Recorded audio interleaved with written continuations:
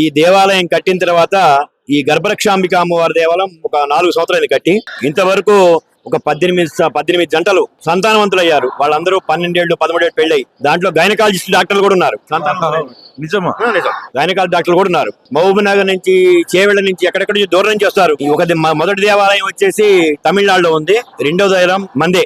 దేవాలయం చిన్నదే గాని చాలా విశేషం. ఆలోచన కూడా రావటం కూడా గాయత్రి అమ్మవారి నా గర్భరక్షాంబిక అమ్మవారి దేవాలయం కట్టాలని ఆలోచన రావటం కూడా అమ్మవారిదయ్యే. ఆ అమ్మవారి దేవాలనే ఈ అమ్మవారు వచ్చింది. ఇద్దరు కూడా ప్రపంచంలోనే మొదటిసారిగా నక్షత్ర విగ్రహాలు. ఎవరికి ఏ దోషం ఉన్నా కూడా అమ్మవారి గర్భరక్షాంబిక అమ్మవారిని చూస్తుంటే మనం చూడవచ్చు.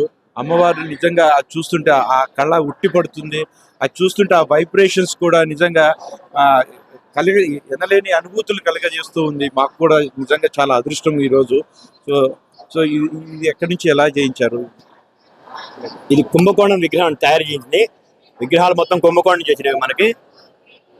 ప్లస్ ఇంకోటి మనకి ఇక్కడ నక్షత్ర విగ్రహాలు ఎవరైనా దోషాలు ఉన్నా వాళ్ళకి ఆ నక్షత్ర రోజు అమ్మవారికి అభిషేకం చేసి వాళ్ళ జీవితాంతం చాలా సంతోషంగా ఉండేది చేసేయాలని సంకల్పం మాది.